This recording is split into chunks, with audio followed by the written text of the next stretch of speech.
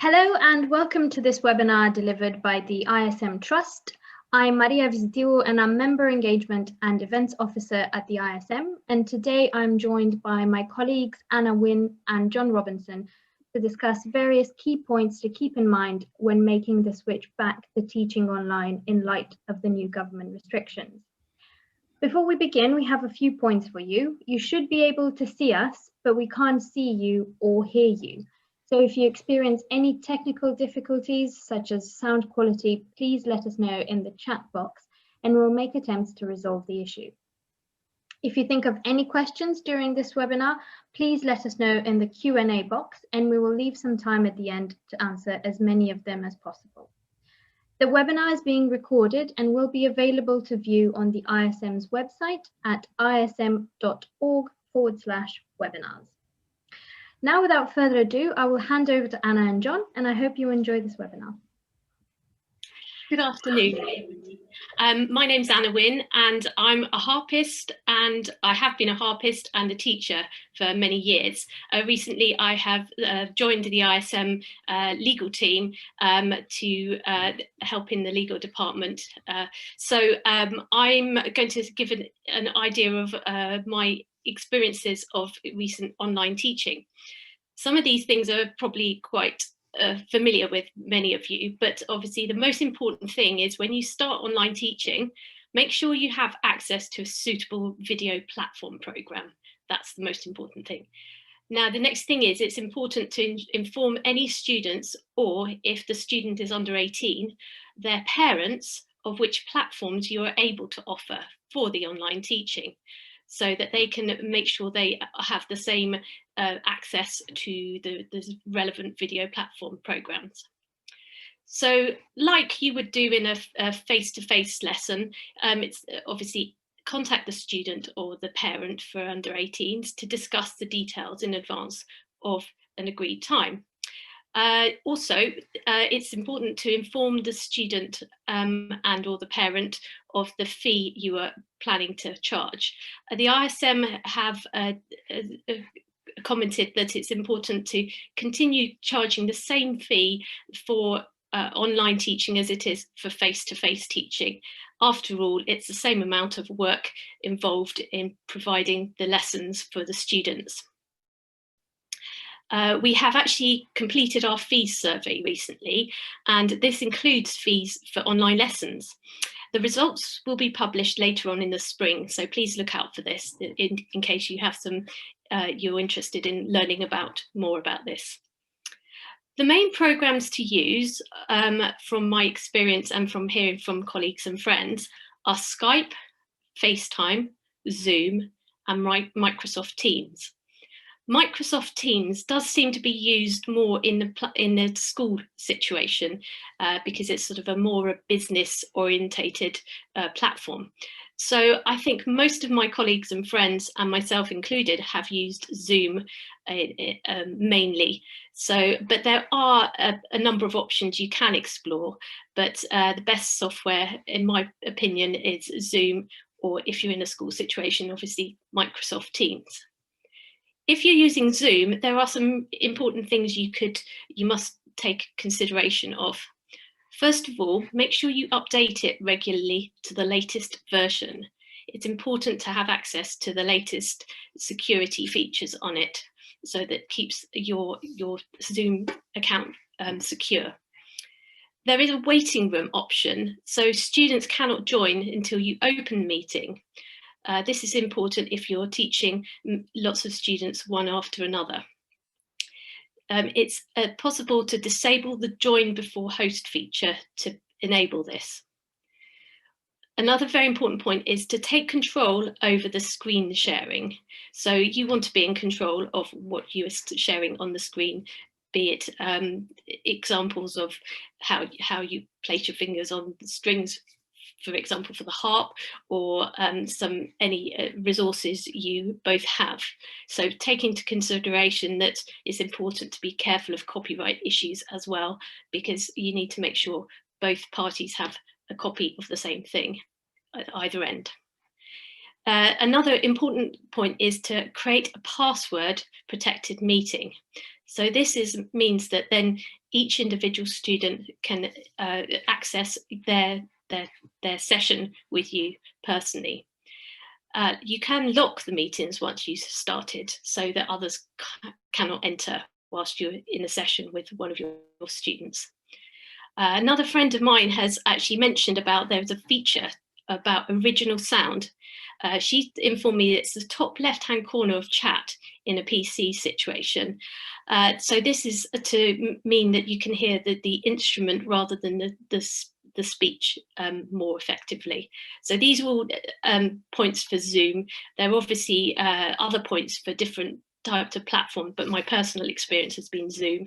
So I will now hand over to John, who will talk about some safeguarding issues relating to online teaching.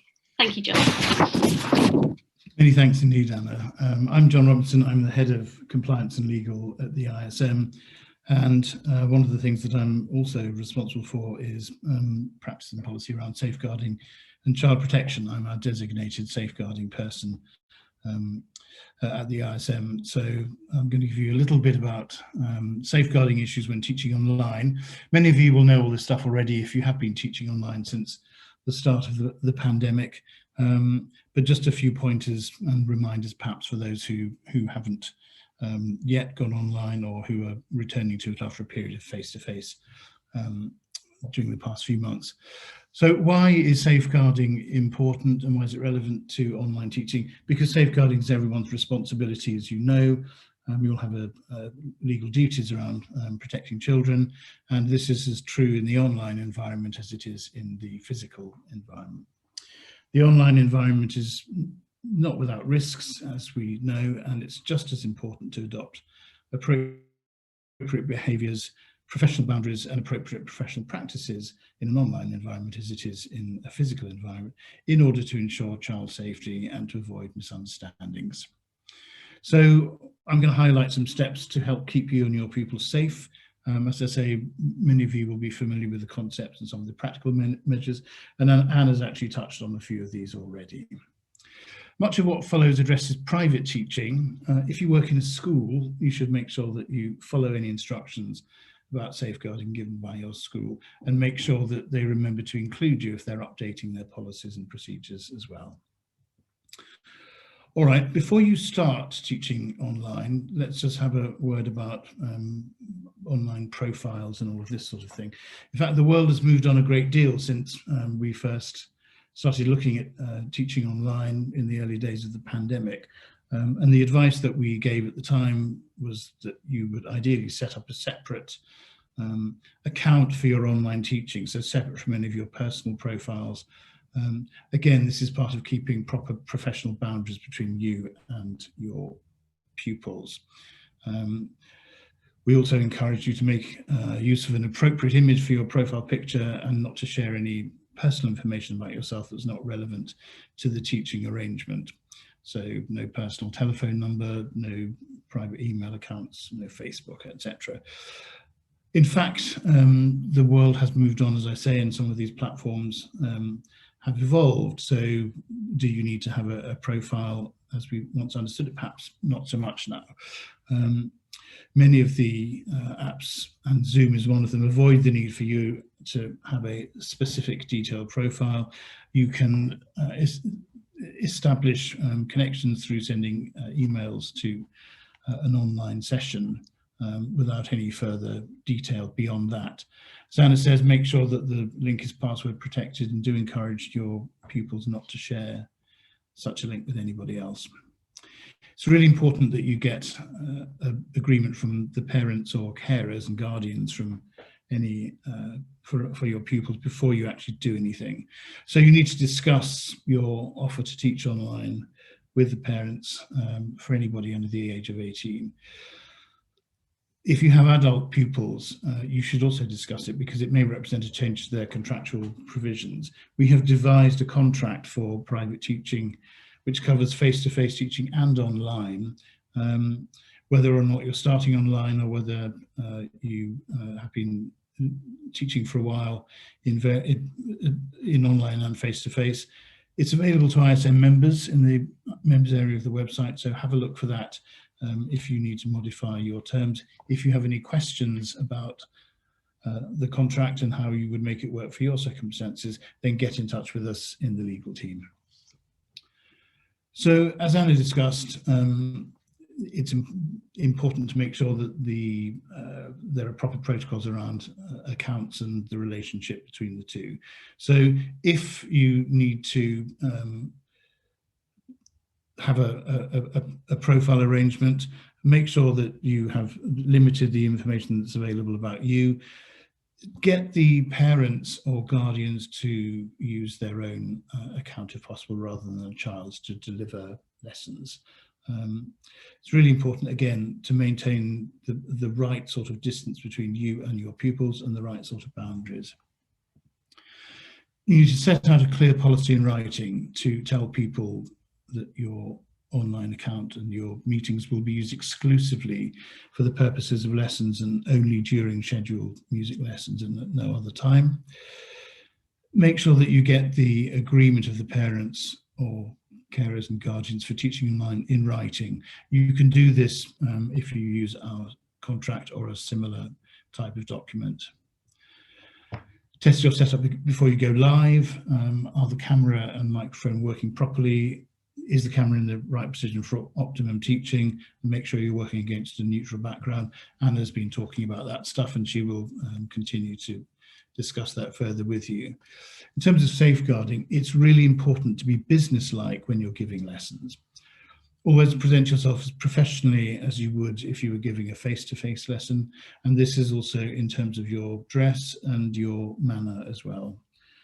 While social media interactions can encourage informality, it's very important that you observe and model your usual high professional standards at all times.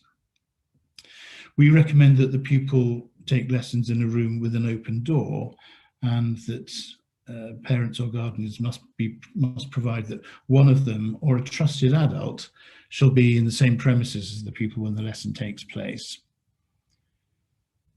Set standards for your pupils and their parents or guardians. Pupils need to dress appropriately. If they turn up to a lesson and they're wearing something inappropriate, that's very casual and unsuitable, you should explain to them that you are going to terminate the lesson and you're going to give the reason for doing so, and that the lesson will resume when the pupil has come back suitably dressed. You should explain that you will suspend a lesson if any of the provisions of your policy, your written policy, are not complied with. You should state that pupils should not send you any material sent to you by whatever platform, and only parents or guardians of the children you teach are permitted to send anything to you, and it must be strictly related or connected to the provision of music lessons.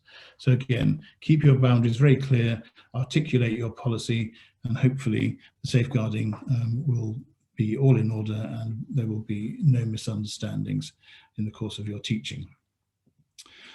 What about recording lessons? Many members have asked us about the safeguarding implications of using the various platforms to record lessons.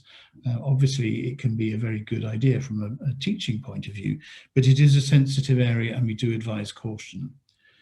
You should always discuss this with your parents, with the parents of your pupils before you do anything.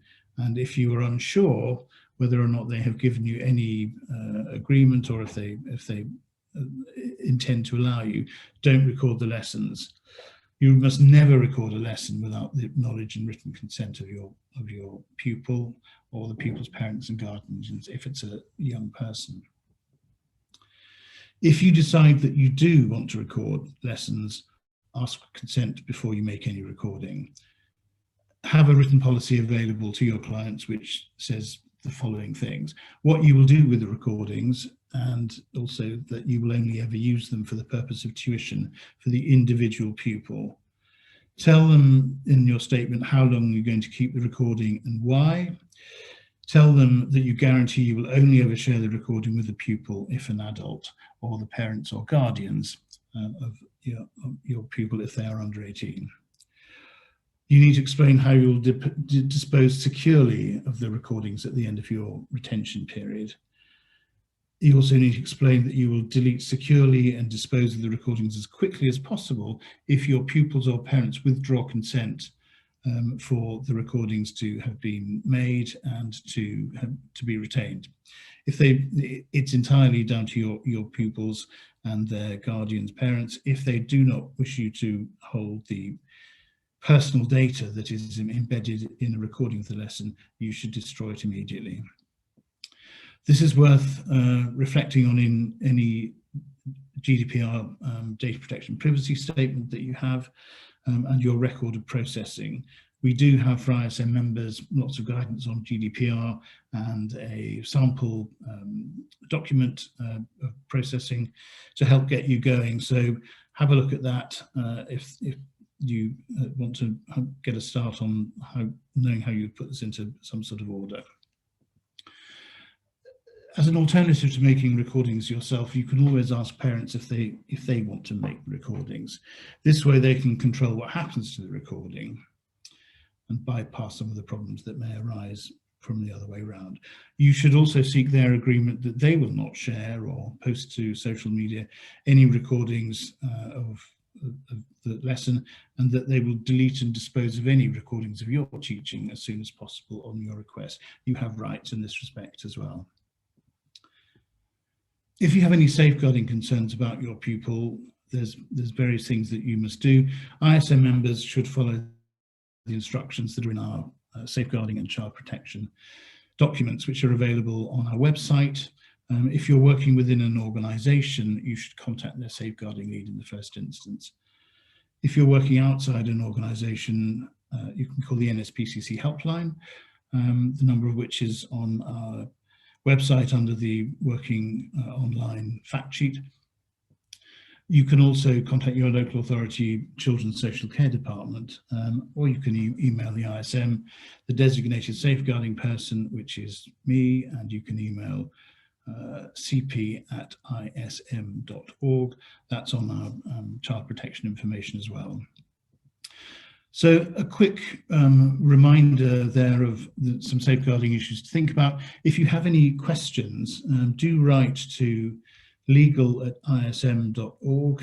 Anna, I'm sure, will give you that email address again. Anna will forward them to me. If you're an ISM member, please use this email to get in touch with me if you have any questions. Many thanks indeed. I'm going to have to leave you now, but thanks for listening. Anna, I'm about to hand back over to you, so thank you very much indeed. Thank you, John. I shall carry on now to discuss about further factors of online teaching. Some people have asked if there are any additional costs involved to online teaching. This isn't necessarily a problem because you do not necessarily have to purchase more superior sound equipment. My Apple Mac does the sound sufficiently for online teaching purposes. You may want to have a look into purchasing better sound equipment, and we do have a document containing recommendations for suitable sound microphones and other equipment. I understand it is possible for Zoom that you can upgrade to a version which allows you to spend longer than the customary 30 minutes, which one would normally use for a one-to-one lesson. So setting up for online teaching from a practical point of view, these are probably things which are obvious to many of you, but just from my personal experience, it's very important to set up your instrument so that the student can see your instrument in your hands and your posture if you want to be able to demonstrate. So as you can see, my harp is behind me, and that's how I would set it up and speak to them from the harp rather than from the desk where I'm sitting at the moment. You need to make sure that the student can actually see your relevant parts of the instrument where you want them to be able to observe when you're demonstrating something. I have actually heard that it is possible to change your background on on the Teams platform, so you can change it to, somebody mentioned even a beach, but maybe that's not appropriate for an online lesson. However, another friend of mine said that if you change the background, it can sometimes interfere with the instrument. So if you've got a blue background, to cut out the background in your picture, if somebody has a blue violin, then they can't see the student playing on the blue violin, for example. It's very important to check that the student has set up their camera appropriately. I personally have had situations where I've been saying, you need to tilt the camera a little bit because I can't see your posture in your hands. And with the harp, when you sit down at the harp, you pull it back towards you, and of course it changes the angle of the camera. So it's very important to double check everything's in view that you need to see and which they need to see. One really important point is, which a student certainly may not have considered, is they need to have tuned their instrument prior to logging in. Obviously, in a face-to-face lesson on something like the violin, the teacher would be able to tune the violin at the beginning of the lesson. However, obviously, this isn't possible in an online session. And certainly with the harp, it takes a while to tune the whole thing. So it's important that they have it tuned up before you commence the lesson. Otherwise, you could spend most of the lesson trying to tune it. Important things which a student should really bring to their lessons anyway are things like they may need to have access to a pencil, an eraser, and obviously any relevant music and any other resources they may need in advance. There is a possibility they can actually, going back to the tuning, there are apps online where there's things for tuning, so that I use a special one which it's called ClearTune, for example. Also, you can actually download apps for metronomes online, which are those are free, in fact. So the student doesn't have to spend any money on that. And those type of resources could be useful for face-to-face teaching when we're eventually back to normal, so they can access those type of resources in normal situations. There's a variety of resources available online, which they can look at in advance. There's some theory resources. I've discovered ABRSM has various sample papers, in addition to obviously being able to purchase the theory graded books from any bookshop or retailer. And Music Room also offer free Rheingold education lessons as well. There are also oral resources. I discovered this via a student who has found a website called emusicmaestro.com. There may be more, but that's an example of one. And I also have discovered that ABRSM has a wealth of resources on their website. They've got a music theory trainer, a violin or piano scales trainer, sight reading trainers for violin and piano, and an oral trainer, as I've previously mentioned. Obviously, things like the harp, they don't cater for things like the harp, so any people with slightly more unusual instruments will no doubt have access to their own usual resources, which they'll need the student to purchase for copyright reasons.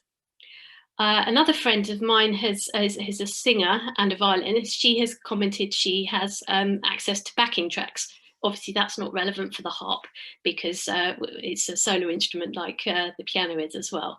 But I have discovered there are backing tracks available for Trinity Guildhall exams at a website called youronlinepianist.co.uk.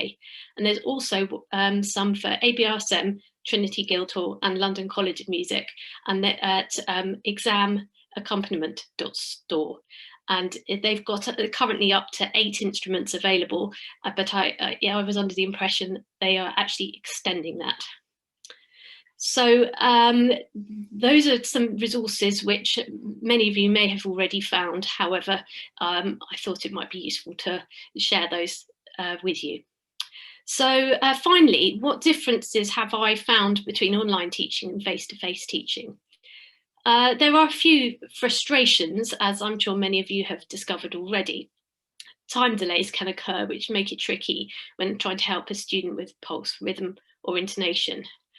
And sometimes the internet connection can cut out, so parts of a piece or an exercise can be missed. Also, particularly with the harp, presumably with other instruments, dynamic contrast can be very difficult to hear, so you can't get a full picture of what, full sound rather, of the piece in general. But I do feel as long as you and your student are prepared with the correct resources, decent internet connection and lots of enthusiasm, at least online teaching is a means to an end at the moment during this difficult period we're experiencing with the pandemic. And at least it will hopefully keep students motivated until things get back to so-called normal. Thank you for your time listening, and I know Maria is going to take some questions, and we will answer as well as we can. Thank you. No problem. Thank you very much, Anna. As Anna mentioned, if you do have any questions, please put them in the Q&A box. I know we've had one for the document you mentioned, a link for the document you mentioned about sound equipment. Which will, when we put the webinar on the website, we'll have a link to all the things that Anna just mentioned. So if you keep an eye on the website, it will be there. So as I said, any questions, put them in the Q&A box. So firstly, let's start with how do you deal with kind of bad internet connection? You know, from your part, from the students' part, is that something that we're struggling with sometimes? Yes, sometimes internet connection can be tricky, especially in bad weather, obviously, if you're using a Wi-Fi. However, I've been told that it's possible to go back to the old days and connect directly into the phone line, which takes away all of that difficulty of the Wi-Fi dropping in and out. So I've been told by a friend, a colleague of mine, that that's quite a good way of dealing with that situation. Perfect, great. Is there a platform that you use in particular? Well, as I mentioned before, I tend to have used Zoom, but at schools I've taught at, I've used Teams. So I think from hearing from lots of friends and colleagues, most people seem to be using Zoom in privately and then Teams in schools. Mm-hmm. Yeah, sure. For example, there's things that work in person, such as, you know, accompanying someone, playing together with them, or playing in canon and all of that. But they wouldn't work very well on Zoom. Do you have any interesting kind of games or activities that people can play over Zoom to deal with the delay? That's a very good question. Of course, because I teach the harp, or have taught the harp, I don't have that problem because I don't need, my students don't need accompanying. That's something I'm sure we can try and build up some information on, and see if anybody else has got any questions, any solutions for that. Afraid I don't personally know because of the nature of my instrument. Sure, yes, of course. Have you, I don't know if you've experimented with this. I know people who've had, for example, pianists or I don't know, drum kit teachers or anything, have multiple angles just because of the kind of awkwardness of the instrument. Is that something that you've kind of experimented with, having, you know, a camera angle pointing at your harp, and so people can see your fingerings, and one pointing at your face so that they can see what you're saying? To be honest, I've usually set it up pretty much like this, so you can sort of or adapted it so you can see my face, and I can speak to the student whilst I'm playing, and then peer around from the harp. So I haven't personally done that, but it's interesting to hear other people have experimented with that and found ways of doing that. Ways of working, yes. I've got a question about ensemble playing. Do you have any, or have you tried any apps that might make that possible? I haven't personally. Most of my friends and colleagues, I think they have just been unfortunately not being able to do much ensemble playing personally from a personal performing situation. But again, that's a very interesting question, and it's something we can maybe try and do a little bit of research and look into for people. Mm-hmm. Great. Right, there's a question about Zoom charge, and I was told it was free for 40 minutes. How is one charge when a lesson runs over? So yes, that's true. So the Zoom basic account or the free account is free for meetings of 40 minutes, only over more than 2 participants. So if it's just you and the student and there's just one camera angle, so for example, like me and Hannah are talking at the moment, it's unlimited, so there is no 40-minute limit. It's only if there's, you know, more than 2 people, more than 2 attendees, that there's a 40-minute limit, and you don't get charged. The meeting just finishes, I'm afraid. So you just get told that there's 5 minutes left or 10 minutes left, and then it just cuts out, and you need to restart the meeting if you want to continue the lesson. And also, someone is talking about the use of 2 cameras, which we just mentioned, 2 camera angles. So yes, if you benefit from the technology, if you do have, for example, an iPad and a laptop, you can use that. So it will automatically count as 3 attendees, for example. So it'll be 2 camera angles, and the student 1 camera angle. And you can have the iPad, for example, pointing at your setup, so your keyboard or whatever it is, so that you can see the hands and the fingerings and everything else, and then the laptop camera pointing at yourself. But you just need to make sure that you don't run over. So you need to kind of restart the same meeting every 40 minutes. So if your lessons are half an hour, then that's fine.